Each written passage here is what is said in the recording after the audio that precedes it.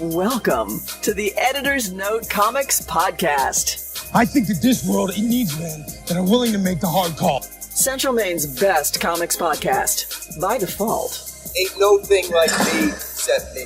Here are your hosts, Zach and Jared. And that's coming. No. When do we start? Hey, welcome back to the There's No Comics podcast. The intro's a bit of a lie this week. We're without Jared. He's off doing something that pays him, I guess, selfish. Working at Subway, Jared? he does have that nickname. Go back and listen. Yeah. There we go. But instead, today I am gone mobile. Here with Steve Lavigne down at Shellback Artworks. That's right. This is remote. Well, I was thinking, we could just do the show 100% straight. Like, we'll just go through all the regular segments that we do and, never once mention you or what you've done. And okay, yeah, nothing. I'm just a filling guy. So what are we talking about today? We could confuse everyone who doesn't know you and make everyone who knows you just irate. Yeah, what? They didn't say anything about the Turtles. Why? I came here for that one thing and you told me about news you read on the internet. Yeah, I never knew he was that boring until he didn't talk about Turtles. Steve Lavigne been with Turtles since what, 86, 87? 85. So today we're basically, we're talking Turtles. We're not doing any of the normal stuff. That's normal for me. Yeah. If you want to find out, Turtles' origin, all that stuff, plenty of interviews you can get on the internet. We're going to try and go a little bit deeper cuts. But, for those who aren't inundated with all things Turtles, we will give a bit of background. So this is a B-side interview? Yeah. Everything? It's deep. Okay, gotcha. It's all liner notes. Gotcha. Nothing but liner notes. The sweet stuff. All right, bring it back. So you are originally from Maine. Yeah. And your introduction is you went to high school with Kevin Eastman. I did. Kevin and I went to wonderful Westbrook High School together, and also Portland Vocational. Portland, that was kind of our escape from Westbrook. We got to play around with a lot of cool art supplies, but that was... I've seen stuff with Kevin. He's like, oh, yeah, I was in the backwoods. Like, you were in Westbrook. Yeah. No. He started in Buxton, which was the blink. Yeah, that is a blinking stoplight for Friday night entertainment. So I started in Buckfield. I feel there you go. So anything that begins with Buxton, Buckfield, you're in trouble. In the backwoods. Yes, you are. Yes, exactly. There's more tractors on the road than cars. But Kevin goes off. Starts the Turtles with Pete. When do you first learn about it? Is it when he says, hey, do you want to be a part of this, or did you know about it? No, Kevin and I kind of kept in touch. He went off chasing Diane, a woman he was dating at the time, and followed Pete down to where he met Pete down in Mass. That was the girl. But she was originally from Maine. The girl who was... No. April was actually a high school girlfriend. With her true name, April. So. Oh, okay. Yeah, her name was April. And actually, little known fact that the Baxter Stockman character looks exactly like April's dad. Yeah, I don't know if that's really out there. It's true. Exclusive. That's very true. That's exclusive. Yes. Yeah. So that's actually very true. It looks almost like April's dad, which is very funny. It was Westbrook, beautiful Westbrook, so you were aware of the Turtles before they signed on? Aware of them completely. Kevin actually sent me book 1, and I took it to every comic shop at the time in Portland. And they were already ordering it, which was very funny. I kind of went in, my friend's doing this book, and they're like, "We already ordered it." So it was nice, made me feel good. And from there, Kevin moved back here for a short time. I think pretty much after they had started in Dover, when Pete moved out to Sharon, Connecticut, and Kevin moved back here for a short time, when we kind of reconnected and hung out a little bit more. And that's when he offered me the job. Of course, it had to be approved by Pete. Everything had to. Not only the lettering, but meeting me and, allowing me to be part of the pair. And because you were the first guy through the door who wasn't Kevin or Pete. Oh, completely, yeah.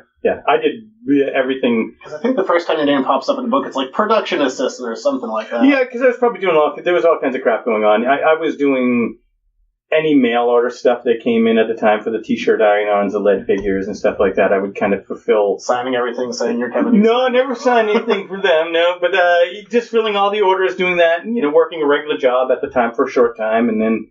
Because this isn't like it was right out of high school. What were you doing I worked previous? A short time at Fairchild in South Portland, a semiconductor place. Oh, no kidding. Yeah. I've said that like 3 times already. Yeah. To drop that phrase. That's okay. No, okay. I am kidding. I'm making stuff up. I told you that, so you can say This that. interview is nothing but lies. Yeah, no kidding. Nothing is true. You know, I mean, it's all recollection, so it's all fade and easy and such. So you go to school, you be just in art classes. Just in art classes, me and Kevin always, we always dug each other's stuff. I would always say that I was more kind of goofy. Warner Brothers wanted to maybe be the next Don Martin. You know, loved him. He was like one of the guys that inspired me. And Kevin always did the big muscles and superhero stuff. So we always just kind of, he would get stuck on something, coloring it or something, and ask me if I wanted to take a shot. He'd give me make a photocopy and let me kind of play around with it. And it's kind of similar.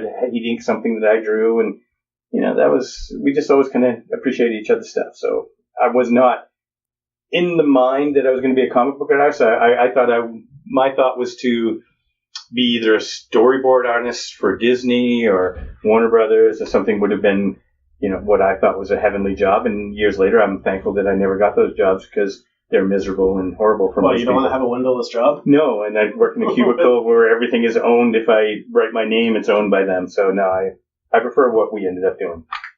So you go down and you meet Pete. What is this, at a show? It was actually at their first comic show in Dover. Actually in Portsmouth.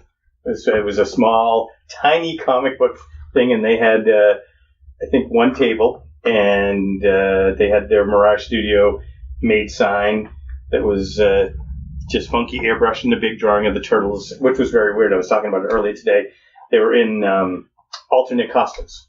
Oh, weird. And they actually got used in, because Kevin and Pete never used them in the book, but the Archie series, when they go to up into space and become intergalactic wrestlers, the costumes that they used in the book were actually the images that were on that sign that I saw way back then. So that's like bizarre. Back around like what, issue 2, issue 3? So that's going back. Yeah, yeah. It was, I think issue 3 had just been released when I met Pete. Yeah, because I know there's No, wait. I'm trying to think because I thought we counted issue 3 when I first moved up to Sharon. Yeah, because they also did Raphael. There's a photo of you doing that. Yeah, and I think they did. Kevin did Raphael when he was back in Maine. He was working on Raphael, the miniseries, when he was in Maine, when we hooked back up. And he was working at a pizza place and doing that. And those pages go for about $5,000 now. Yeah. On this website. Yeah. But yeah, he was working on that when we kind of reconnected. So you meet Pete, and he hates me instantly. Wants me killed. That explains your relationship. Yeah, so he still hates me to this day. I don't see him anymore, which is horrible. I do miss him. Quite a bit. He'll just stop by occasionally to berate you. Yes, he comes by, points, laughs, and then walks out the door, and that's about it. And makes me cry, but you know, it's throws a single dollar on the ground, says go pick it up. I have millions of these. Take one. Rips off a quarter of it, makes it a little. Yeah, it's not even worth it. He does. Yeah, I mean, it's completely worthless. Just a piece of money. So are you in the do they even have like the studio yet, or you're just down when you first Connecticut? The studio was my bedroom in Sharon, Connecticut. It was actually mine and Kevin's apartment. My bedroom was like a back porch that was winterized, and that was to be the office. So it became the office and my bedroom all in one. So I had a really short commute. Sounds cozy. It was. I got to wake up. Not that we did a lot of work in the morning, anyways. So it wasn't like it was fun. It was very interesting. Mine and Kevin's. Pete had a house, and Pete and Janine had a house, and it was a house. Our apartment was kind of Mirage Studios. The first real studio you have is in Northampton, right? Yes. Yep. The first official. Yeah. There was 2 in Northampton. We originally were on Center Street, which was just a small office for a long time. And then we moved to Market Street, which Pete ended up buying that building, so it was much later. But in the meantime, we also had an old factory space that was in Florence, Mass., which was the next town over from Northampton, and it was an old cutlery factory. And that was actually the functioning, if you want to call it a working studio, that was a working studio. The offices were the offices, so nobody really worked on art there. I'm sure it was a grueling work day of being your individual cubicle, showing up 9 to 5. Yes, it was. Yeah, that's what it was. No, it was everyone staggering in at different times, and usually Pete coming in around lunchtime and challenging us to basketball and who would pay for lunch. And let's put it this way, when basketball, shooting hoops for lunch, I never paid for lunch. Pete paid a lot for lunch. Not that he got better by the end of it, but yeah. That's what he gets for putting up the challenge. So you can tell we had high ceilings in our studio. We had a basketball hoop, yes. But it was Nerf. I mean, but it was it was fun. Good place. Crazy place. So you start off, you're just helping with all the office stuff, you're lettering the books. Mm-hmm. What's the progression? Because it was that. Lettering, you did a fair amount of lettering. But I did, but I was doing other stuff at the time. I was doing a lot of drawing on my own, trying to get stuff in the CBG, like little comics and stuff. Because I used to do like little... hold on, I'll show you one. Just found this the other day. This is good audio. Here we go. Look. Here, take a look at this.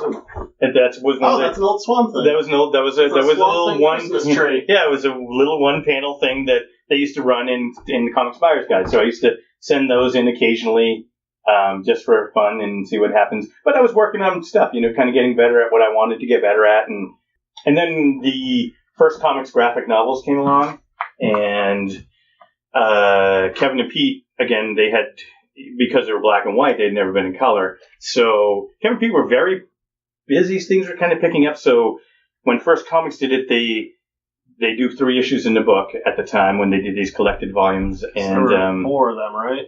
4 or 5. And I know initially they had this gentleman, Ken Fedunowicz, who was a traditional comic book colorist, but very much so in the point these were blue lines where you could really paint. And he was just dropping in bright neon green, yellow, red. He was doing what you would do to send a thing off to do out, like the traditional comics has call-outs for PMS numbers for everything. So you paint it, but then you have to put an arrow and write the PMS color. And that's what the printer would use to add. So these were fully painted, but this gentleman didn't understand. So me and Kevin did one of the 3 stories. I assisted Kevin on it. And it was, we used airbrush, we fully painted everything, and it just looked great, and the other 2 looked like old-style comic books. So when the next book came around, it was offered to me, do you want to take over and do all the coloring on the graphic novel? And I was like, yes. That was my pat answer. Yes. Well, you ended up doing a lot of coloring over. Did. Well, that I was just did. Yeah. There's a ton of covers that you did the covers. Yeah, and it just became something that I was really good and quick, at. So, I liked doing it, and it filled in the gaps when I wasn't lettering the book I was doing. And when the action book came along, I kind of became the colorist on all the covers for that, just about, unless I was busy doing another project. And then again, at that point, licensing had come in, and I was doing, 70 or 80% of the licensing artwork. Yeah, because you had your hand in about everything. Because you're doing the lettering, coloring, there's some writing, inking, pencils, I think covers, we all licensing. had a little bit of everything, if you were willing to try. I mean, I always say I didn't go to art school, so I was always willing to, how do you do that? Cool, let me try it. I had that kind of a thought process. So my plan is to also say things throughout this entire interview that are slightly wrong, just so people start yelling into nothingness. Nah! You're incorrect! No, he didn't do that! It's all going to be just slightly off. There we go. Fool people. That's just my lie to cover myself. Yeah, licensing kind of, probably the end of the day is probably your big claim to fame. I would say, yeah. I mean, well, other than you have images that are I find out Michelangelo's personality years later. That was probably the biggest. No, that never was. I read about that in a couple of interviews, but I just thought it was, somebody misinterpreting what Kevin was saying. But then when he actually said it, I was like, oh, okay. Yes, your licensing stuff still shows up to this. Oh, crazy! I think it's that stuff. Everything old school. That's the fun thing too about owning Shellback was getting. As the Nick show was coming on TV, I'd get a dad come in with his old school shirt that I drew, and then you see the little, kid trailing behind him with his new Nickelodeon style shirt, and it was always very interesting to see, dad going crazy and running around the shop taking selfies, and the poor little kid looking at it. It's not my dad. I thought we were here for me. Yeah, you said we were going to see a turtle shop for me. I hate you, Dad. I hate you now. No. It's a turtle separating families. Right. No, it's supposed to bring them together. So. So with the licensing stuff, what's the weirdest thing you ended up putting out? So many weird things. 'Cause I mean, Well, I have a go-to answer for this, so I'll go to my go-to answer. I mean, there's one down here, the fishing kit, which is very bizarre. It's a tackle box for turtles, catching whatever in the sewer. Turtles. But the one that I thought that made me chuckle and question why it was actually made was they have little fake shaving kits for little kids, like Superman, it's a fake plastic razor with, bath foam, so that, soap foam, so they can pretend they're shaving in the bath. They had turtle version of that. And if you think about the turtles and hair, it's probably the only, if it was, I might even be down with it if Splinter was on the packaging, because he's covered in hair, but he's not going to shave it off. But the turtles have absolutely no hair. Yeah, because they were shaving.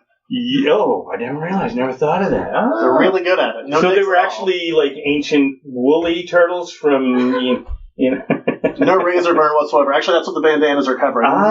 They had trouble, I guess with the bends and stuff, there might be a little bit of chafing from shaving so often. Little known fact. New, just exclusive.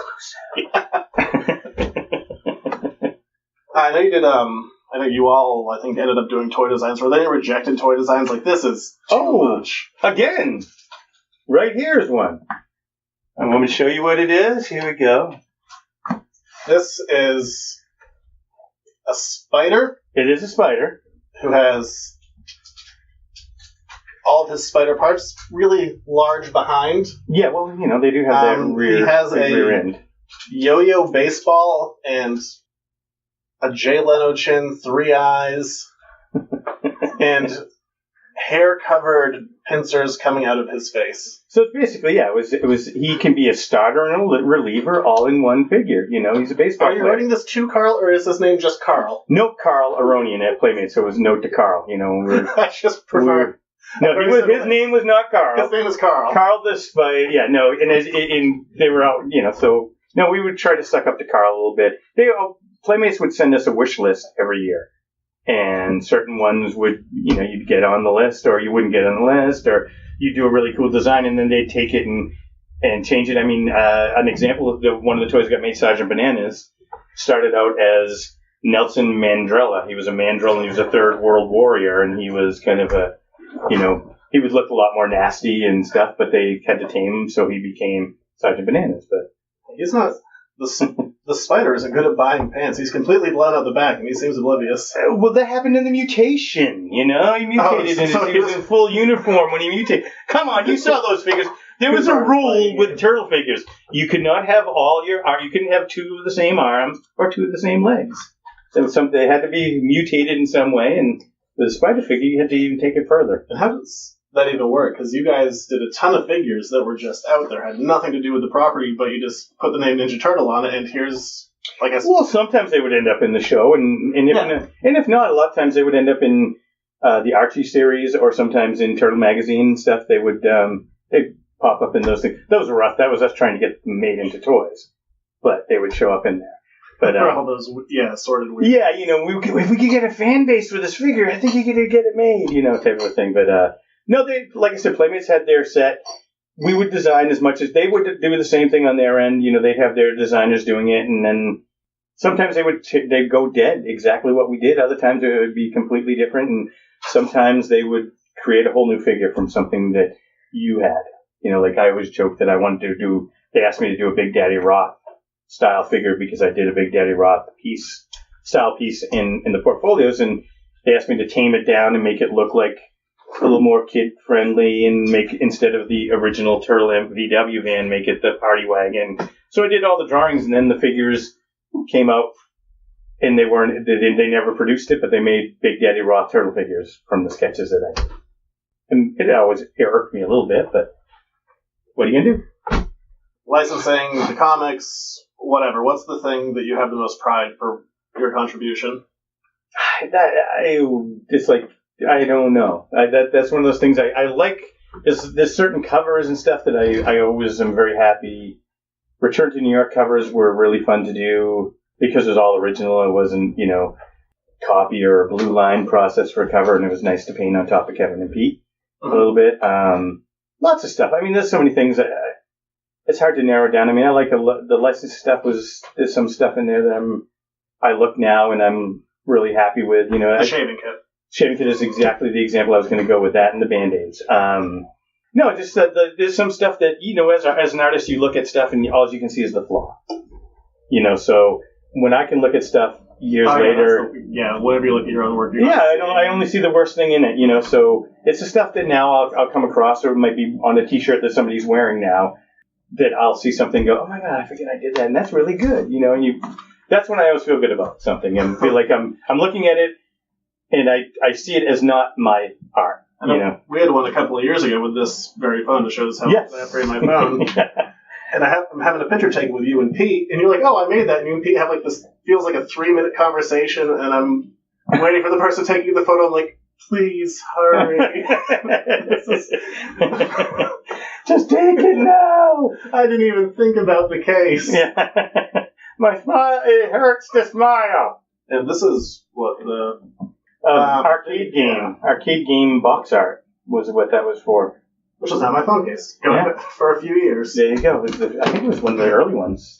It wasn't the first. It was the second one. I think it was the second one. For the phone that lasts forever. Oh, I've got one of those too. I'm cheap. I don't upgrade. Oh, I want to upgrade, but my phone doesn't break. I don't upgrade. That was unnecessary. Sorry, people. No, it's good. It's more of an insight. Okay. Exclusive. So when you start out, you're working out of your bedroom. When's the point when it clicks, like, oh, we have a thing? Never clicked. Never realized we had anything. No, I think it was popping champagne after the toys, you know, like, and that was, you know, me and Kevin were living together. Pete came over, some of the other guys came over, and we had the first cast of the sculpt of the action figure, and this deal had been signed, and that's, I think, not that it affected me greatly in any way, but I think that was the first time that we thought everyone get out of my bedroom. It was our kitchen, but but we had a good time. It was fun. But that was, I think, the first time I thought it was a big deal. I remember we were living in Sharon, Connecticut, and Kevin and Pete went to, I think, their first San Diego con, and they came back with a bike strapped to the roof for Kevin and a bunch of stuff in the trunk because they hit Toys R Us on the way home. And they had spent a buttload of money in our eyes, and I was like, wow, what? And they were just so excited. I think they might have made, you know, a couple thousand at San Diego selling pages and books and stuff, and they thought it was amazing. Oh, wow, what they could get for that stuff now. Oh, yeah, a couple 100,000 probably now with what they were selling. But So for those who don't know the progression of Turtles, there was the main series, but they had a side series called Tales of the TMNT. And one of the last ones that came out, this would have been the 2009 area. Whoever was editing the book at the time would always write this little thing in the front, be like, hey, this is what we're doing. This is what the book's about. How's everyone... things are fine here. Or we sold. Yeah. Oh, it's not so fine. One or the other. But Dan Berger at the time, who was editing the book, wrote this thing in the front of a Tales book about you and Kevin and Ryan Brown. Evil bastard. I don't know who you're talking about there. Nobody does. It could have been me. Could have been me. Right, exactly, for bringing this up, you evil bastard. Back in the early days of Mirage, days spelled D-A-Z-E, infer what you will, I think it was the days from hard work. That was Dan Berger's word, so I can't speak for myself. I can only speak for myself, I should say so. Ryan had a pet bunny and asked Kevin Eastman and Steve Lavigne to take care of it while he was out of town. Steve and Kevin are still too scared of the event to speak of it, so what you'll find here is a bit of a retelling of the ordeal that they endured while caring for what appeared to be a harmless rabbit. It was not a harmless rabbit. It was not a harmless rabbit. Well, it could have been the fact, too, that Ryan, I don't know what he gave us for food, but somehow we were feeding it Kraft macaroni and cheese. That's not what you feed a rabbit. We realized that, but he enjoyed it. So, and his name was Bunny, which, I mean, creative. Thank you, Ryan, for having a name like Bunny. You guys were writers. We, again, not our rabbit, you know. So we had Ryan's rabbit. He was home. I think he had gone home to Ohio, his motherland, for it must have been a Christmas or one of the holidays, and so we were relegated with the responsibility of watching Bunny. And as I told you, I mean, I know we did have some Bunny food, but not a lot. And I think might have been some alcohol involved with us allowing him to eat some of our dinner, which was the Kraft macaroni and cheese. But I think it was the following day, we got this brilliant idea to, because Bunny didn't like us. Anytime we'd go near the cage, we'd hear this like noise, and he'd charge a rabbit. I'm serious. He would run his face into the cage. So this is a Monty Python bit. It would think it was, but it was not. It didn't have big gnashing teeth, but it was definitely aggressive towards us, which I didn't think rabbits could be. So our brilliant idea was to take a bunch of books and create a corral for the bunny to come out of his cage so he could kind of get acclimated with us. That was a good thought at the onset, but then realizing very quickly that rabbits jump, and that a book height was a pretty accessible height for it to get out of. Well, it's even worse, is I imagine you had it on its side. So no, we had the books up, propped up, so it made like a little corral. They weren't on the side stack. So with Bunny's escape, we, of course, in our apartment tried to catch a rabbit. And in that process, we had an old, as most people do in their early apartments, an old couch that we had gotten used somewhere. What we didn't realize was the liner on the bottom underside of the thing had come loose in the back, creating a cave-like environment for a rabbit to get into. So what happened after that was us trying to, for the next, I'm going to say 6 to maybe 7 hours, tried to get a rabbit out of the inside of a couch. Reaching in, and every time our hands went in, we heard, and it was like, I'm going to be attacked. So there was a lot of like timid arms going in for a while. Then we tried food, we tried everything, and we eventually, I think if I remember right, just tore the lining off the bottom of the couch and grabbed the rabbit and gently put it back in his cage. Was there a line of macaroni and cheese going from the couch to his cage? No, we thought we could corral him. But it didn't happen. So that is the seldom told horror story of the killer attack rabbit that we had to, put up with for a weekend. Yeah, the book it mutated and tried to kill everyone. Is that what happened? Yeah. Okay. Yeah, no, it wasn't that bad. Although it could have been Kraft macaroni and cheese, you never know. Yeah, not bunny food. No, but it could have mutated. But I guess it was food for bunny. Well, it was pasta. It was not as harmless. He enjoyed it. And this is more something I'm just looking to confirm. So go ahead. Rereading some stuff. You make a few cameos in the books. Oh, yes, I have. Yeah. Me and Eric Talbot have had a couple run-ins with Casey Jones. Yeah, so is that Steve getting kicked in the face? I think that's Steve getting kicked in the face. Yeah, well, in the movie adaptation that Jim Lawson did, we are the guys that Casey Jones beats up. But in a later issue, we get revenge because Casey Jones goes to a bar and we meet him outside the bar and we get in a fight with him. And as he's kind of kicking our butt, I managed to get a gas can from the nearby truck and knock him out, and we steal his car, his 57 Chevy. So I figured that's payback. You made out okay. Yeah, a good car. We got our butts kicked a couple times, but we got a car out of it. So I was looking through. That's Steve, right? And it's funny in the movie adaptation we were looking at it just recently. I think with Pete and in one of the pages is the turtles walking down the street, and there's people coming out of a movie theater, and there's a couple in the foreground, and it's Jim and Kathy Lawson. Jim, which is very nice, and I think at the time Kathy was pregnant, so it's nice we were able to do stuff like that. Put spouses, our kids' names in a lot of books. I hide our kids' names and stuff. Denise has a page hanging in her office from one of the graphic novels where there's a little I Heart D on the wall for some of the graffiti. So we're always able to do that, which is one of the nice gifts that happen when you do that type of stuff. Well, speaking of the movies, I know you guys got to go visit some of the sets. Yes. It was the first movie set. Kevin and Pete may have... I don't think they went down to the second one, but I know Kevin's been on the newer sets. But the very first movie, the Steve Barron movie, we were on the movie set. That must have been surreal. Like, here's all the stuff we work on, and it's... Oh, it was very... Well, we had seen a lot of it in pre-production, like the suits and stuff. We saw them... It was funny, they did like the little mutated turtles, they show in the flashback. We saw, I think, them and Splinter first because they were actual puppets. So that was an easier thing for Henson's Creature Shop, I'm sure, to figure out and design. So we saw the turtle heads first, when they first got the mechanisms to work all the servos and all the crap that was inside those heads, and they were kind of in foam rubber, which that was before they painted them with the latex paint to, kind of give them their shell. And it was just so cool because they had just a head talking, and the puppeteer was off to the side, and so we got a little videotape of that, and that was mind blowing. But the movie set was just crazy. I mean, it was just a great. We were down for I think a week, and so we got to see a lot of scenes filmed. We got to see the shop burn down that day. Kevin was actually in.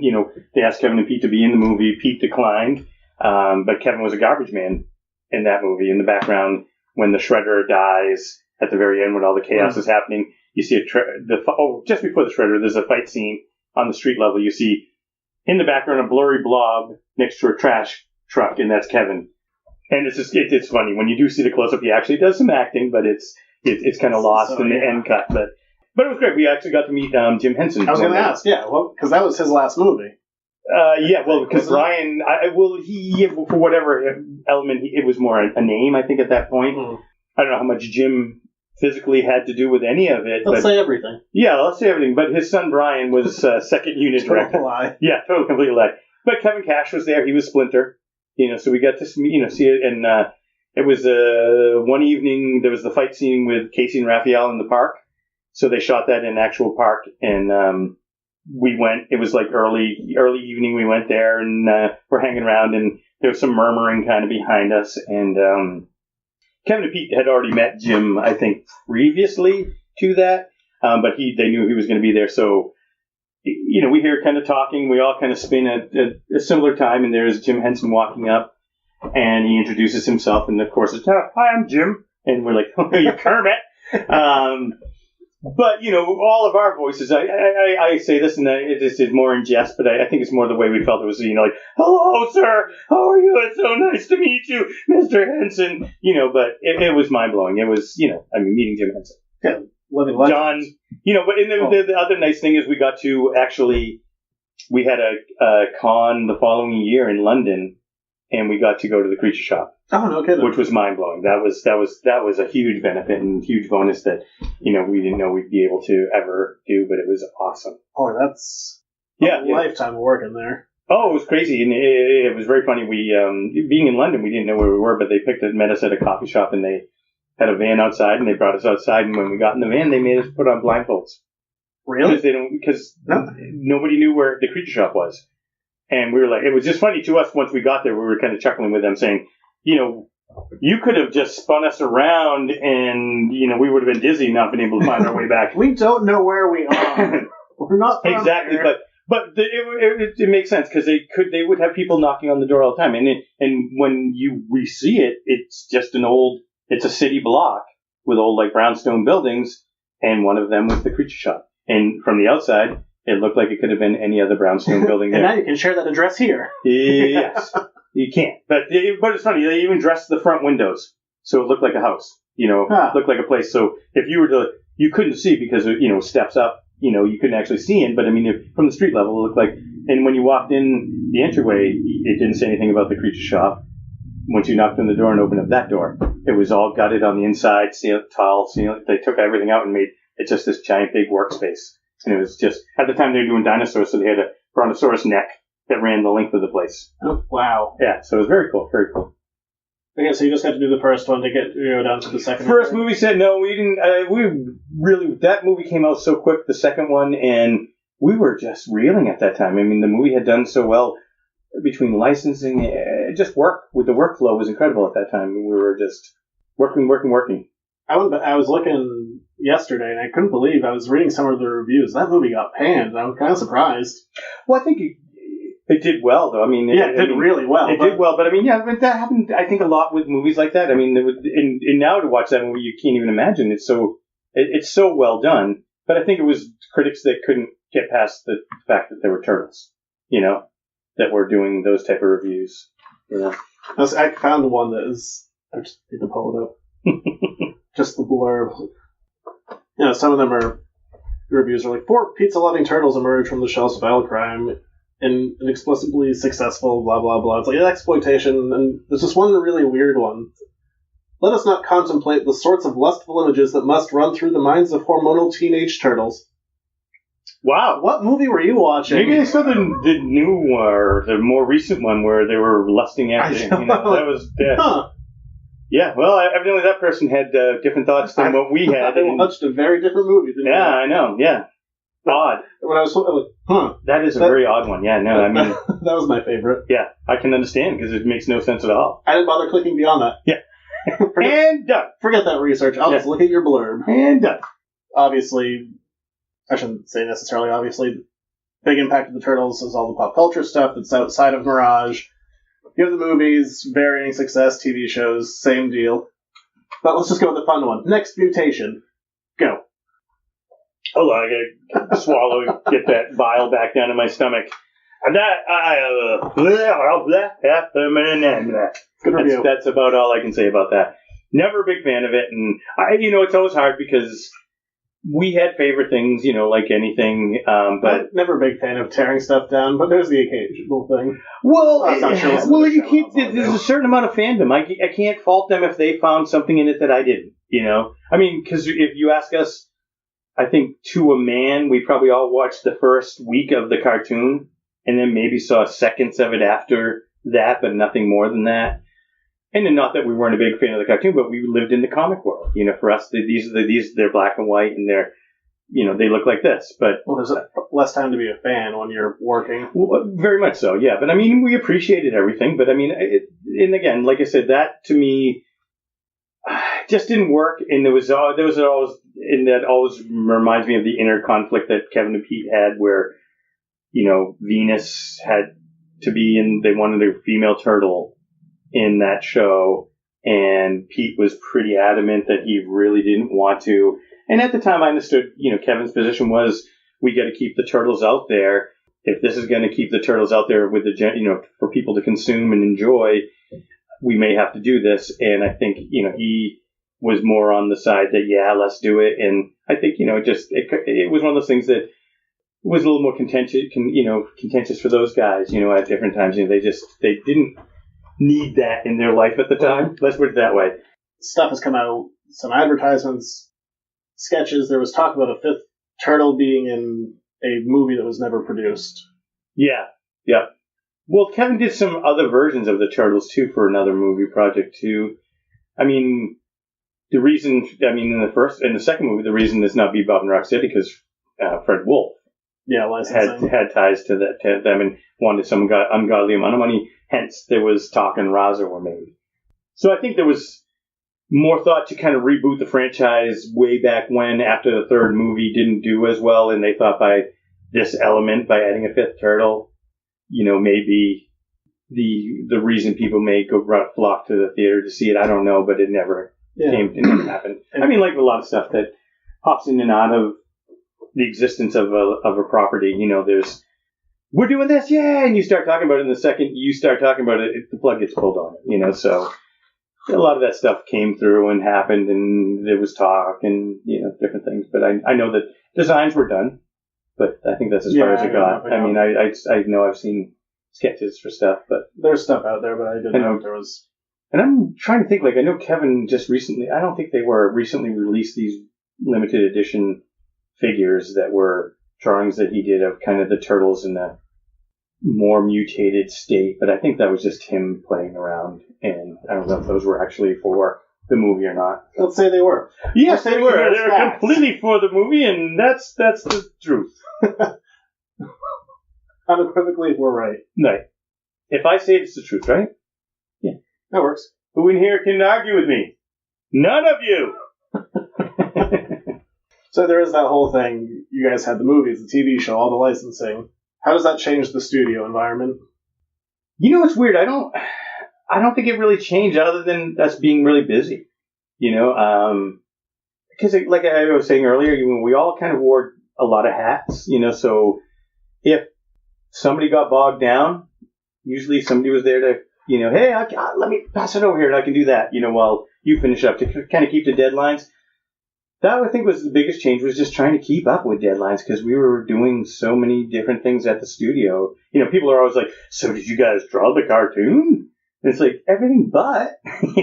just about everything but. And, there wouldn't have been enough hours in the day, which is crazy to even think about. But everyone assumes that if you worked on the Turtles, you drew the cartoons or something, No, that was shopped out overseas. You can probably ask somebody in Korea, and they'll probably say, "Oh yeah, I drew the Turtles." So you're right. So, but it was just I think it's just people's lack of knowledge on the amount of effort that goes into one animated show. Yeah, the number of, especially back then. Yeah, oh yeah. Because there wasn't a computer doing the in betweens; everything was drawn. So yeah, so it's funny, but that's one of the things. The only thing we didn't do in the studio. Pete and Kevin had to go through scripts and make changes in the scripts and do stuff like that. So they had to hit syndication numbers fast too. They pumped out so many of those. Oh, they did. Because the first week, at that time, then the mid 80s, or so there was a time period where toy companies were just making week-long cartoons so that they could put out a new toy. Tonka did it, Hasbro was doing it, and that's what the Turtles were, in essence, were. The first week was an ad for the toys coming out. Yeah, because you guys had the toys and then the cartoon. Yep, and then the numbers were so great, they reran it right away. That doesn't usually happen with those properties. Usually they have to buy some more time later on in the year, nearer to Christmas, to remind kids that they saw that cartoon. And so many of those things died. Yeah, oh yeah. We used to watch a lot of those shows. It's funny, yeah. Because that was our competition, but we were still tuning in to check out other stuff, because we love animation. But it was just very funny to think that it was literally made it was going to be an ad. It was going to run that's what those shows were. It was going to run for a week, and that's it. But fans responded to it instantly, which is mind-blowing, because to get the toys made, to go to a toy company to even talk about it, you thought your licensing agent, Mark Friedman, was an idiot. A what now? Teenage Mutant. Say that again? A lot of that happened. Adjective. Yeah, it just made no sense to so many people, So, the same thing. So weird that it did take off as a show. I'm gonna just totally switch gears here. Okay. I have no smooth transition. I guess not. There's a story you told me that I just thought was one of the most endearing things. We're in Shellback Artworks right now, closing October 15th. Come down for the signing from free 1 somethings? To 4. No, signings. Free signing.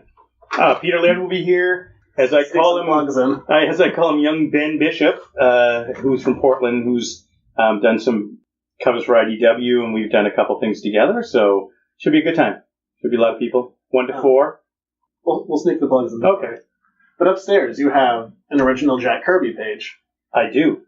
Just endear people, because I love that story. Well, it will endear you guys to Pete. We have every year at Mirage, and right up until this past year, and I think we're going to do it again this coming year, we have a Yankee swap. It's always a funny thing because we all are required to bring one gift as a good Yankee swap. Well, Pete generally will buy a multitude, so we have multiple rounds of Yankee swapping going on. He doesn't listen to the $20 rule. Oh, it's not even 20. We bumped it up to 50 to make things interesting. But this is probably now about 5, maybe 6 years ago. Just, I think, right around the sale of the Turtles, I was down there visiting the boys and getting ready for the Yankee swap, and Pete came in with a big smile on his face and said, "Hey guys, come down to the break room. We're having the parties in the conference room." And so we all followed Pete like little ducklings behind our daddy duck, and went into the break room. I know. Went into the break room. Someone draw that. I know. And on the table there was a multitude of Kirby pages, and we were all blown away, of course, seeing them all. And then Pete hit us with this hat that he had and said, pick something from here. And so he reached in, and it was numbers, and we got to pick a number, so we all had a number, and he goes, "Whoever's got the first one, pick a page." And so we all got to pick a Kirby page. I had the second number, so there was a couple that were actually signed by Jack. Mine happens to be one that was actually signed by Jack, which is very nice. And it's a New God page with Forager on it, which is very nice, and so amazing. All of us were at a loss and so thankful. Pete didn't have to do that in any way, shape, or form, and he has his own Kirby collection, and this is all stuff from his collection. And it's a beautiful page. Oh, all the pages were good. There's no... I'm sure, yeah. Yeah, there's the old Kirby pages. There was some crazy cool ones, but I just wanted to make sure I had Jack's signature on it, because another thing this life has allowed me is I got to meet Jack before he passed away. Are you reading my questions? No, I didn't. No. But that was one of the amazing things, just talking about Jack. I mean, Pete missed out. Unfortunately, Kevin and I happened to be at the San Diego Comic-Con, and there was an event that evening for Jack and a gentleman who had put together a Kirby book that Kevin and Pete had both worked on the piece, and happened to be walking in our direction and told us to sit on the table that we were standing in front of and wait a minute. And when he came back, he had Jack and Roz with him. I, not being the gigantic comic nerd that Kevin and Pete were, I mean, I was still in awe listening to this gentleman tell us these wonderful Kirby stories, and it was just mind-blowing. I mean, I'm thankful that I was able to, because I learned so much just listening to Jack, and he's such a gracious gentleman, and so happy to meet him. I don't think he had any idea what, the guy who was introducing us told what Kevin, what they worked on, and as it turned out, Jack actually did a piece a couple of years later, of the Turtles. Yeah, 'cause he has one random page in one random book, doesn't he? I'm blanking off the top of my head. Jack? Doesn't he? Well, there was a pinup that he did. I know there's that, but didn't he do like one page in one book? I can't remember that, but that could. I'm definitely right. Yeah, you are right. I can't remember, so you're right. This is the most accurate podcast of all time. That is how it works. If you can say I'm right, you win. So yeah, you're right. Yes, Jack did. Yes, he did like 4 issues, I think. Yeah, that's what it was. Yeah, he was in the whole guest era period. Yes, exactly. Yes, you don't remember the Kirby issues? About every other one. Yeah. I wish.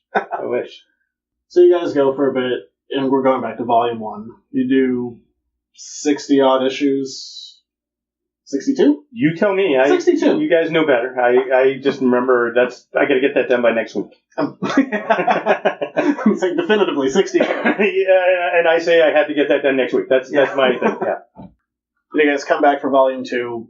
It doesn't last. Don't worry, I'll check in a minute. It doesn't last a terribly long time, and the studio wraps up. Is that what happens at the end of Volume 2? Do you guys keep working, or? Well, I think there was some work done. It was kind of, it just kind of came to the point. I think that the numbers weren't that great getting, for printing them. And as the tail end of that, before, when did Volume 3 come along?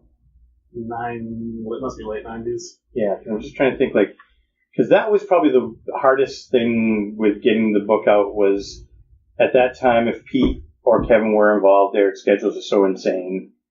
But the later books, it just became, life gets in the way of work if you can allow it, which is nice. It sounds weird, but... I don't know what you're talking about. Yeah, I know. Believe me, it took me a long time. But at that time, I think Pete was at a point... Come see me 6 days a week. There's no comics. Yeah, there you go. There you go. There's the ad. But at that time, I think, Kevin had kind of removed himself from Mirage. I think he was already out on the West Coast at that time and, doing more work with heavy metal. And I think it just kind of weighed on Pete a little bit, and he just wasn't keeping to a schedule that would allow it to be, sent to Diamond and get into their book, into the pre-order book. And so Diamond stopped carrying it. And that kind of was the slow demise of the Turtles being, out there, which is funny, because everybody wants them, but they weren't getting into the shop, so they couldn't order them. And Diamond is the only game in town. I'll badmouth Diamond anytime I can. That's an off-air conversation. I'll support my overlords. You can support your overlord. I no longer have to bow down to them, so. So for me, Diamond is now just an unnecessary evil I don't have to face. But that's the thing. I mean, I wish there was competition. What you're talking about. I know you do not. No, you own a shop, so you do not. But that's one of the things. I wish there was competition for Diamond, because I think that the Turtle book might have been in shops and probably been a little more interesting to do when you feel like you're almost doing it for yourself. It's kind of a little harder to do. So Volume 2 ends. Things wrap up for a bit. What do you think of the Volume 3 book? I mean, I'll just take it as a... it's very of the time, and there are parts of it I really like, and parts of it I don't. It's a kind of a mixed bag for me. I have to say that I was not reading really that much.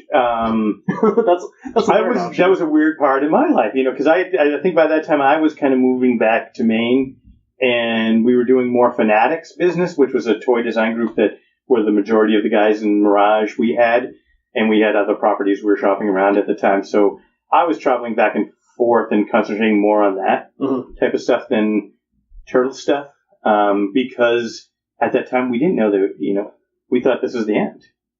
We didn't know that the Turtles would go on for many, many, many, many more years. Well, even when we were recording it, so like when Volume 2 ended, you guys like released like a nearly black page that was like the tiniest white text, like, we're ending forever. Yeah.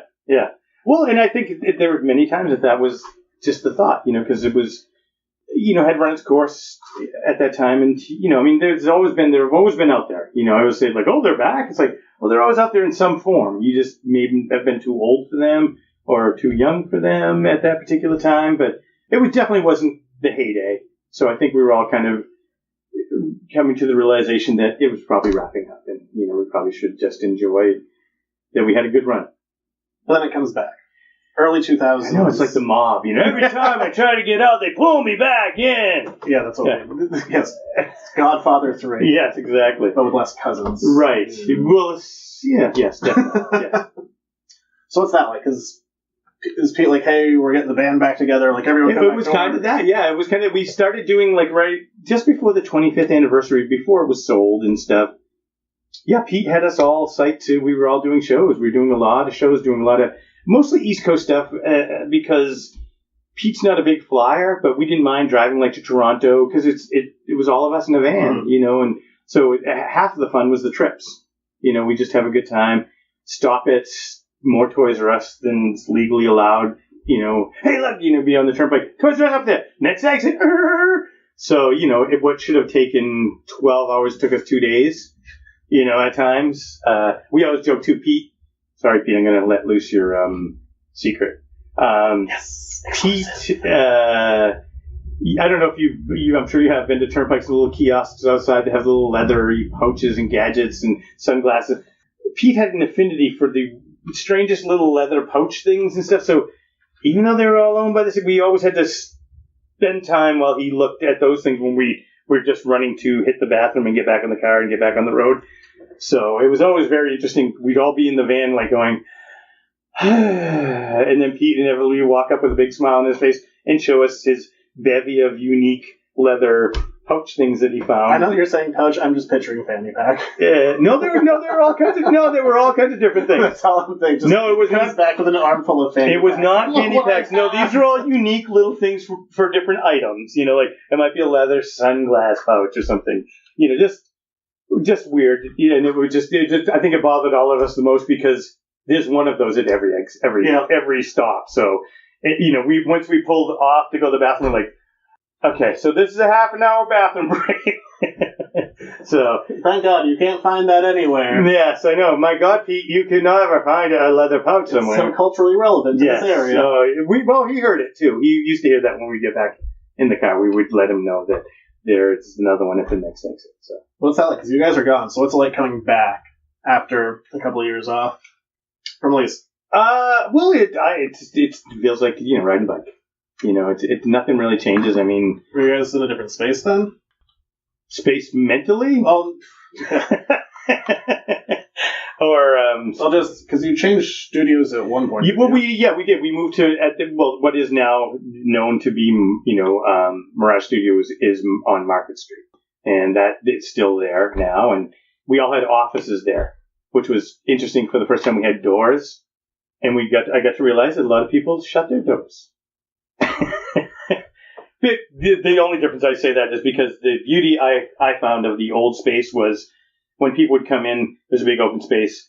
Somebody may already be there working, and you go over to talk to them, you say good morning, and you're looking at what they're drawing upside down, and you may not have an idea in your head, but you're looking at what they're drawing upside down, and you ask them what they're doing, and they tell you something completely than what your mind is seeing upside down. So you can go back to your drawing table, and you go, I'm going to doodle that down, because what I saw was different than what he's drawing. So that collaboration was lost when doors came on, in my mind, at Mirage.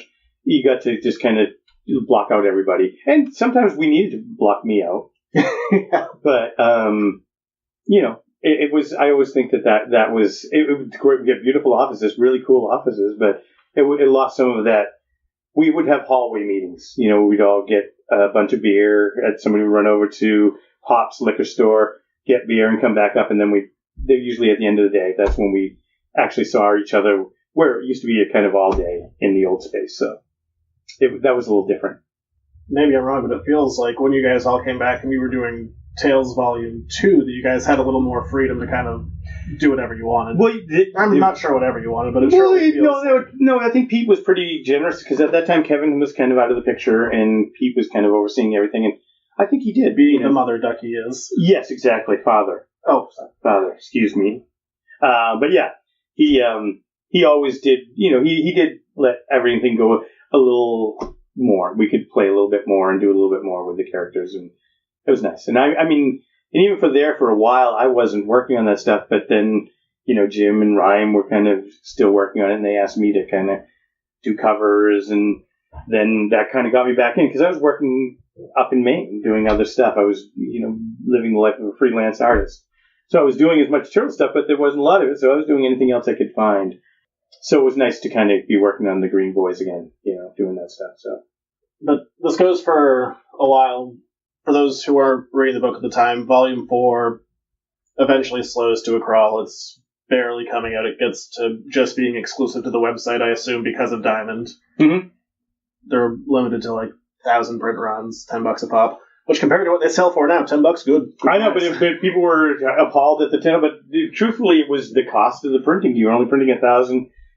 They weren't going to a major printer. Hey, I paid my 10. I'm doing fine. I know. But I mean, I've heard the horror stories from people. I didn't buy it because it was $10. It's like, well, there was only so many 10. And then Pete did eventually go to putting it up online. I get sick pleasure of seeing people I paid this much. I paid $3.25 off the rack. Of course. I mean, you should get sick pleasure from that. If you're smart enough to buy it at the time, then that's your benefit, right? You must have used a different printer than everyone else, because and it even happened when you put out Volume 431. I opened it up and I forgot that Mirage Books, at least the more recent ones, always had a very unique smell to the printer. You could always... Well, it's because they were, if I'm not mistaken, the interiors are printed at one place and the covers are printed at another place, and then they're assembled at the place that does the covers. That's why they're not cheap. Mm-hmm. Because you can get them done cheaper, but, I think just out of necessity, they try to use local. Yeah, business, which is what you should do, but I forgot when you guys did the most recent one. I'm like, oh yeah, I forgot this was part of the Mirage book off the shelf. Well, it's so funny when I got the issue 31s here. I'm pantomiming opening a book. I've been doing it for 30 minutes. And sniffing his hands, which is creeping the hell out of me. Do you remember? Remember this? And then you sniff your hands? I really didn't do that, but I think it's time to quit this interview. But eventually... saying it ends and it comes out, 2009, that Turtles have been sold to Viacom. Yeah, it's right around there, yeah. And I remember when that news dropped, and it was surprising to me, because I was reading, Volume 4 was kind of hit and miss, but I was still picking up Tales every month or whatever miniseries was going on. And that comes out, and I know I was shocked. I mean, well, how does that go down for you guys? It's like, well, again, if we were in the middle of, heyday craziness, it would have been, oh my God. But Pete had fostered the property for so many years. And no matter how you look at it, I mean... Yeah, I can't fault the guy. I mean, he did over 2 decades. You have Kevin and Pete, two guys who all they wanted to do is draw comics. The second their comic becomes widely, hugely popular, that they could just sell comics, they're already businessmen. And they're not drawing their comics. They're only able to... add things in or do the breakdowns or help with the story writing, but they're not doing the thing they love. So that happened for a lot of the years for Kevin and Pete. Kevin got Tundra going and, spent some money and got to play a little bit more than Pete did, I think, in comics because of Tundra. But, then Pete had to keep doing that. And no matter what was happening, there's still, meetings and people were interested in buying it because it had been up for sale numerous times. And they were interested and then not interested. So Pete probably had to go through that 3 or 4 times before it got bought by Viacom. And they weren't aggressively selling, but it was one of those things where after 25 years of fostering a property, it's a very difficult thing. And I think it just started weighing on Pete's shoulders. And I we were happy. I mean, I'm happy for that we got to do as much as we did for as long as we did. Yeah. So for me, the only thing that was weird was we got paid again for characters we created, which Mirage had already done that when they had to lock up all the copyrights. So, and I never get the impression from anyone that there's any bad blood.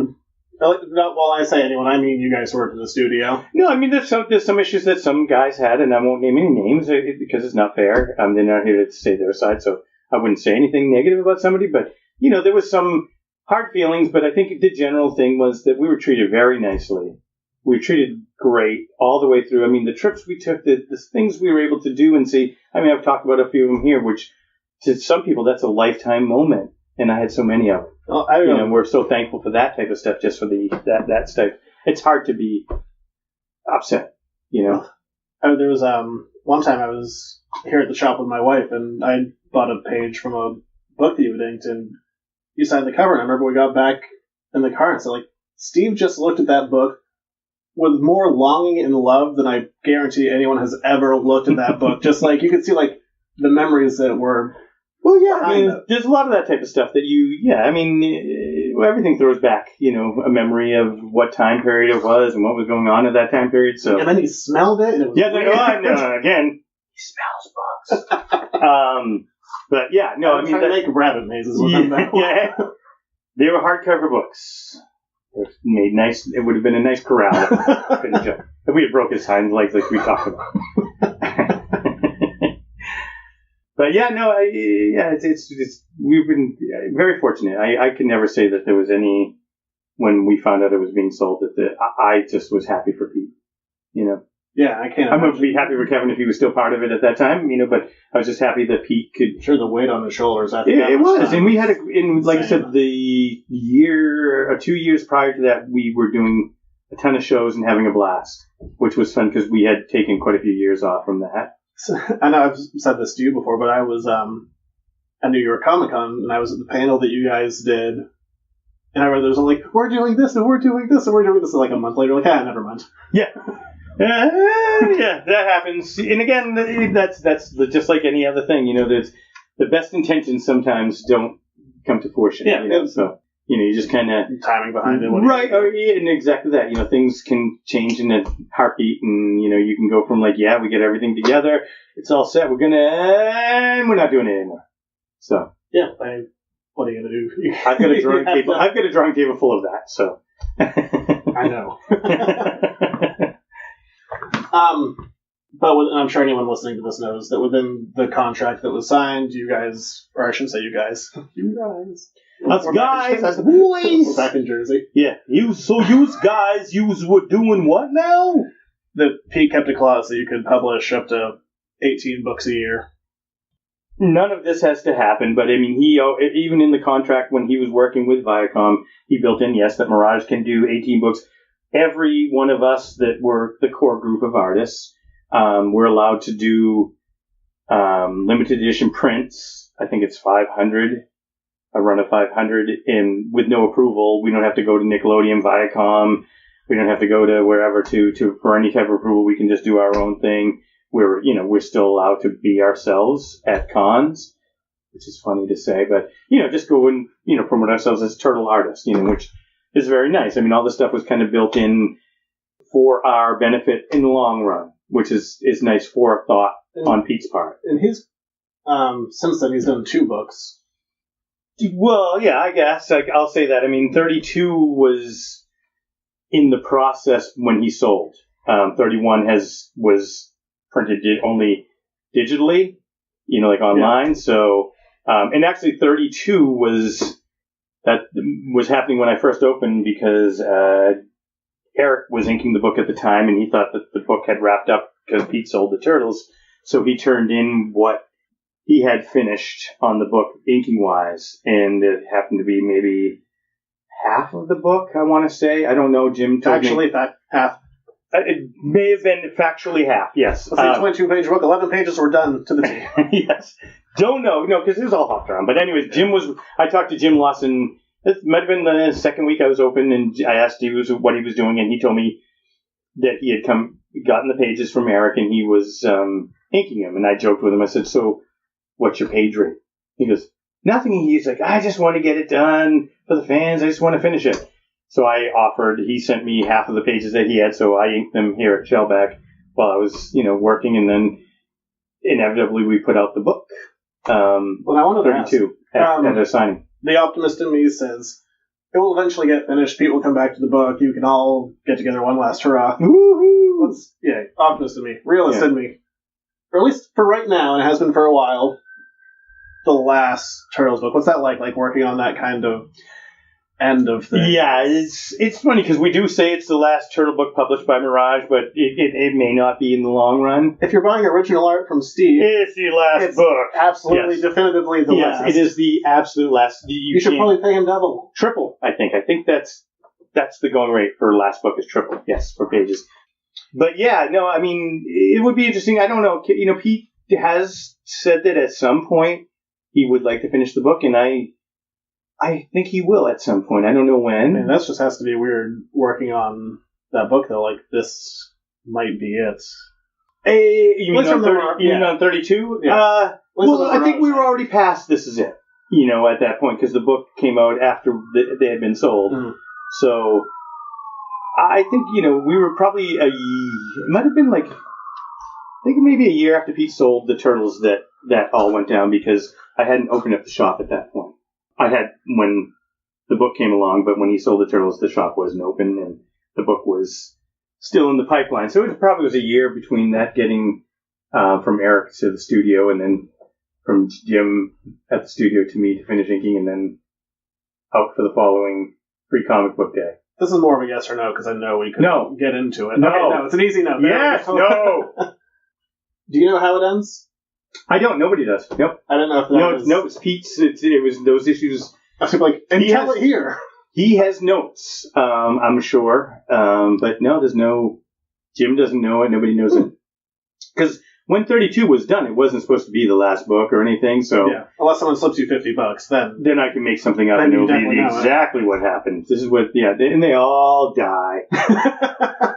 Of old age. Okay. Yeah, there we go. Yeah, it works, see? They had a lot of adventures, but they all eventually die of old age. Sad. Don't we all? Yes. Real moment. But so how does this happen? And by this, I'm waving my You're waving your arms. All of this. Lack of deodorant? What are we talking about here? Shellback, you mean? Yeah. Shellback was a weird thought I had. It was just kind of like a semi-retirement type of a thing where I really like to teach kids and stuff, so I thought it was a way to have like a place where there would be, initially it was going to be an art store with classes. Then I thought, well, it's got to have comics, so I added comics element to it, and then before I opened the shop, I had a totally different name for Shellback, but then Pete offered me... Oh, what? You told me it before. What? It was a little spoof on Monty Python, I art in your general direction, so it would be IR, short. Not as good as Shellback, but that was because it was going to be totally un-turtle related. So, which was a silly thought. I didn't think that initially, but yeah, it is now when I look back. But yeah, initially I didn't think. I just, I was just trying to open a store. I wasn't trying to make it a mecca for turtle. There wouldn't have been turtle collectibles in here if I... You ever had someone say that to you? What? I've had that. I had someone walk through the door. This was Mecca! Yes. Yeah. This is the Mecca. They've told us this is the turtle Mecca. No, they just yelled that at me. Oh. It's not. No. Hey. How's it going? Yeah. Hey, what's happening? Well, I say the same thing, but it's just like people come in and say, what an amazing collection. I have to tell them, no, difference. Everything here is for sale. It's not a collection. But that's the way people look at it. And I'm thankful. I mean, it turned it in a different direction. Pete gave me the turtles that were in Kevin's Words and Pictures Museum, so they are on display here, which makes it a turtle mecca. I hear one of them is moving up to Hollowell, Maine. I believe that one is going north. Yep, he's taking the routes up north, and he's going to be along the river, close to the water he enjoys. I believe it's going to be Leo. Yeah, I'm here. I'll be getting him in pieces. Right now, he doesn't have legs, but when I pay it off... Yeah, we'll give you a leg at a time.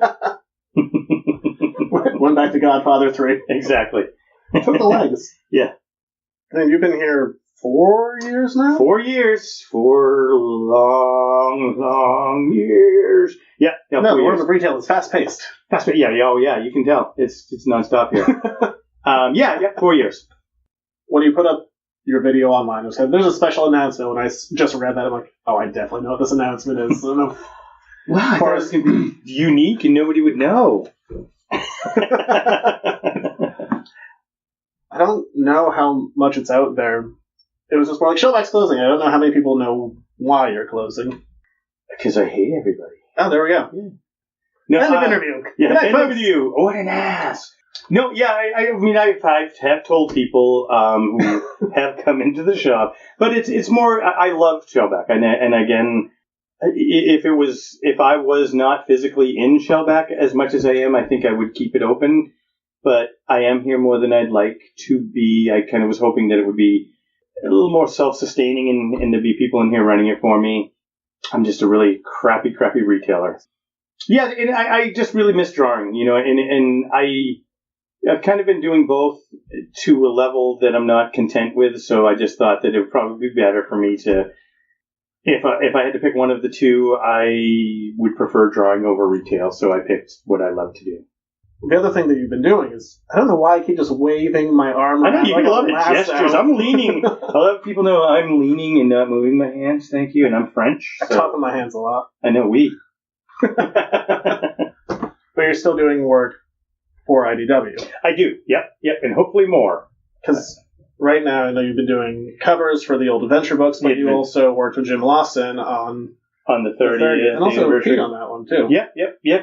That was a fun Because thing. you and Jim got to sneak one last little Mirage story in there. And that was a beautiful book, I have to say. IDW gets hands down crazy mad props for it coming in. I don't know if Kevin had a hand in putting that idea together, but just having everybody across the board be pleased with the book is very difficult. But to have Mirage, Image, all the, Conceding Cowabunga Turtles, everything in there was pretty amazing. I mean, I love seeing you and Jim do a thing again. Oh, that was a blast, and it was really fun to do. And yeah, I mean, I'd like to be doing more stuff with them and with any company. I'd like to. It's what I like to do. I want to keep doing it and doing it more. So and I just had the luck or opportunity to do a shop exclusive Batman turtle cover. And you just put that out, that was the greatest, because I'm everyone's a nerd for something. I'm a nerd for Batman the animated series, a huge nerd for that. And when it was proposed to me, I don't think I said yes faster for anything. Denise, I'm sorry, faster for anything in my life, other than to do that cover. I was just yes. It was not even a question. Wait, do I get paid? I don't know. I'm not even sure if I do. It was so much fun doing it, and that's not how it should be, but. It was just such a blast. Yeah, because that's going to be for Coast City. They're another shop in Maine and Portland. Yep, Coast City, the southern Maine shop. Not a mid-state Maine, they're not your competition. No, they're one of my favorite other shops in the state. I have to say hands down that it is one of my favorite places to visit. Just for the sheer eye value of looking around at all the... I mean, Shellback, believe me, I'm waving my hands now. There's a lot of stuff in here, but... There, it's ceiling to floor with some of the, especially if you're a child of the 80s, you can't walk out of there without a bit. Even if you don't walk out buying something, you will be talking about stuff that you saw in there for a good couple hours afterwards. That's what I think is the best part of a comic shop, is just have cool stuff in there for people to see. I also hear Central Maine has one. Yeah, Central Maine has an awesome shop.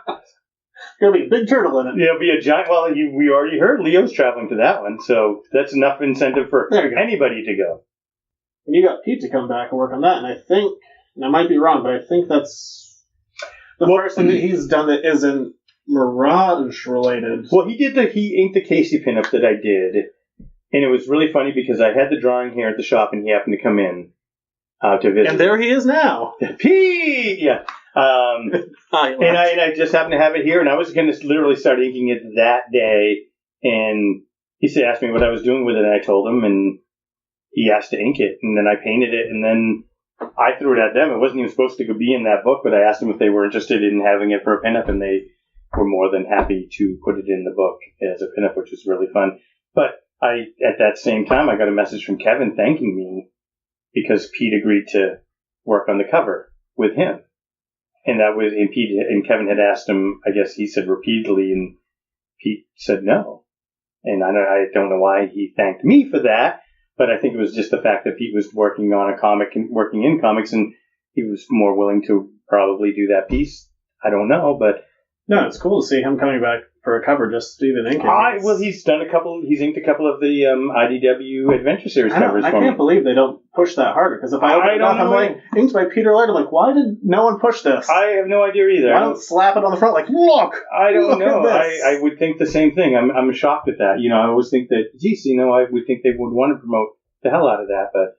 I mean, and you all have such distinct styles anyway, because right now they have, like, Jim Lawson, Mike Dooney, and you doing all these covers, and you all have your very specific styles. I don't have to look at it for more than a second. Like, oh, that's Steve, that's Jim, that's yeah.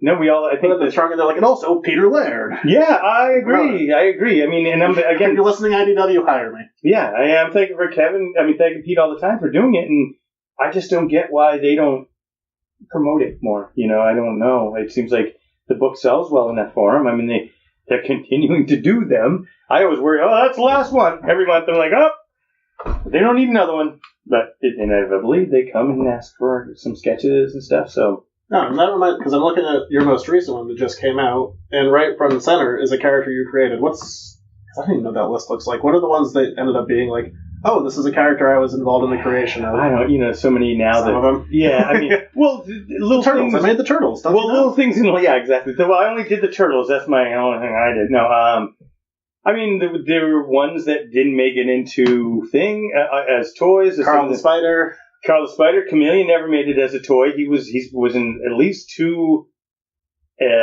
Archie books. He was the featured character, and he was also in some of the little Random House books.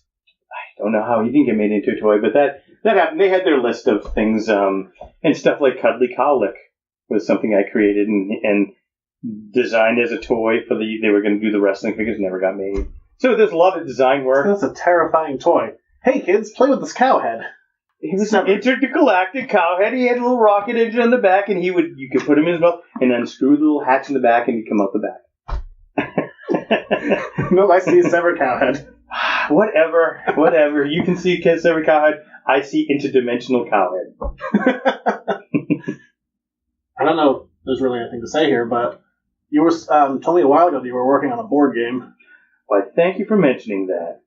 Yeah. Let's plug hard. Yeah, plug hard. Actually, it's something, remember earlier in the interview, I mentioned Fanatics. We had a lot of properties. We had one that was, you hear that? Is that you or me? That was me. I hope that picked up on Mike's. I know. Yeah, we had we had one at there was actually at ABC TV that got pulled when the mouse bought them. It was actually, they were writing episodes, and we had a master toy license, and Gloob Toys, which is no longer in existence, was going to do the figures, and that got pulled. But one of the other properties that we did do pretty well with Hasbro was interested in producing this game called Frankenstein's Farm, and it was just a regular traditional board game, a working board game. We designed, created all the characters, and I think I painted, Jim drew the box cover. Oh, I didn't know Jim was on it. All of us. It was Eric, me, Pete. You showed me some art from it. Steve Murphy. I know, Steve Murphy, Dan Berger. Everybody but Ryan and Kevin. Wow. We're part of the Fanatics. So we had that board game, and a few years ago, because Pete fronted all the money to trademark, for our office space and all that stuff, because we couldn't afford it as Fanatics. When it all kind of wrapped up at one point, we kind of relinquished everything to him. So now, I think it was like 3 or 4 years ago, maybe 3, Pete went through the archives of Fanatics, and he kept a few properties for Mirage to foster and maybe get made. And then he offered up the properties in an auction form that we could bid on whatever properties we wanted, whoever bid the highest. And I think the minimum bid on anything was $100, which is wicked insane because there's so much work into each property. Those years you spend on this one thing can be $100. Well, that's pretty much what it was. But I think they were, there's always the hope that we get competed on a property. But as it turned out, I think only me and Steve Murphy bought a couple of the properties. I bought the one that had gotten to ABC TV because it was one that I had really generated a lot of artwork for and character development, and Frankenstein's Farm, which I did quite a bit, not as much, but it's just something that I thought was great. I mean, Hasbro loved the game when we pitched it to them. They loved everything, but it was the early 90s, and video games were gigantic, and board games had to be plastic and sculpted. Mm-hmm. So we were of the ilk that that's your job. So as it turned out, we never signed a contract with them, and we just kind of kept it. So I'm thankful. And I'll be kickstarting that hopefully in the next few months. Yeah, I redid all the art, had a blast doing it. I think you showed me the box art that you had for it. Yeah, well, it was probably the old box art, but I redid the entire board. I just had a blast. It was so much fun. And I was doing it in between everything. So that's going to be on Kickstarter soonish. I'm going to say soonish. I'm hopefully soonerish because I've had it done for a while, but it's just the logistics of putting everything together. And again, me being a divided person. Yeah. Having two things that I have to be in charge of is let that type of stuff fall off to the wayside. So I'm kind of excited to look at my pile of stuff that I really want to play with at my drawing table, and it may be non-turtle related, but just have some time to do it. I still got a couple more, but I'm going to sneak a plug in before we hit the end. So people don't just turn it off like plugs. Yeah. So, because I feel like when you start plugging it, just turn your show off. Yeah. There's so much extra content there, guys. Yeah, done. It's not. Post-Shellback closing, where are people going to be able to find you? Post-Shellback closing, I will be doing a lot more Comic-Con. So if you, wherever you may be listening to this, want to see my smiling face at a show, go to whatever show is nearby you and talk to whoever's putting on the show and tell them to contact me. That's one thing I really love to do, and looking forward to doing a lot more shows. I don't want to be at Kevin's level. But I would like to do, like one or two a month if I can. It's great to talk to fans. Shows are exhausting. I don't know how I don't have that level of energy. The shows aren't too bad to me.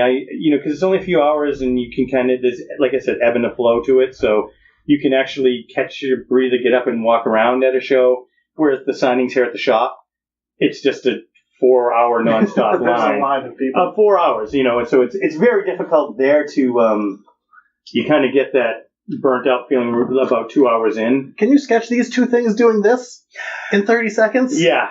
Well, it's funny. I get a lot of now people asking me, like, are you going to be doing sketch covers at the signing? And it's like, no, we will do a quick head sketch. It's like we always do with our signatures, but no, I mean, it's a nonstop 4 hours of people. And I have a feeling this time is going to be very full because it's the last Shellback signing. So. Who's that guy carrying Leo? Still? Yeah. Tackle him! And he's outside pulling signs down? Yeah, exactly. I'll have those down by the time you get here. It's like, I think he is. Hopefully people won't try to take little pieces of Shellback with them. I paid for my pieces. Yeah, you did. I know.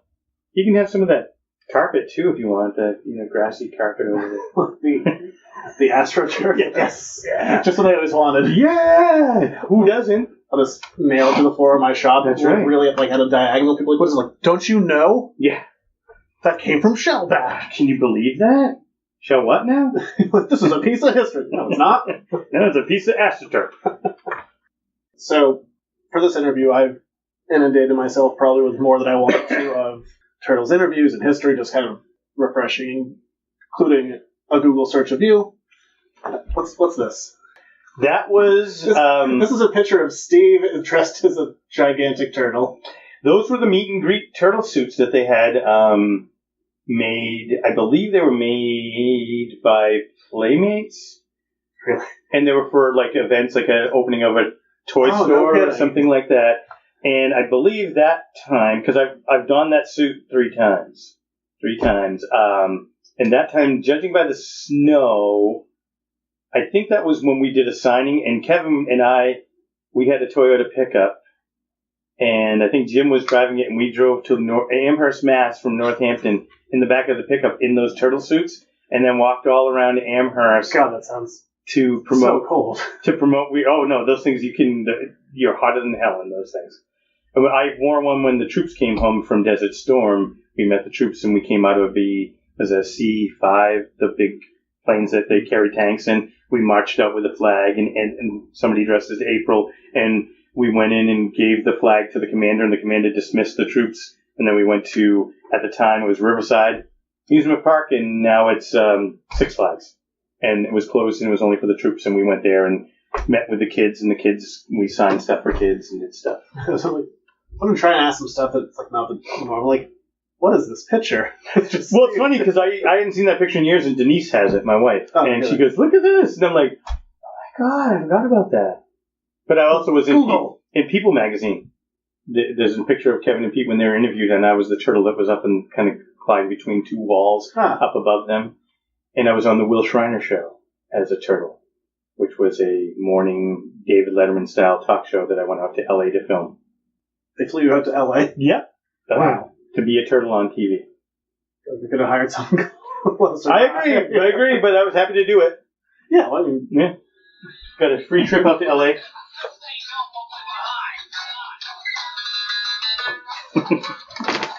Hello? We're going to take a quick break while Steve takes a phone call from his daughter. You can find me here every week at the Editor's Note Comics Podcast, where we talk movies, TV, comics, and other things.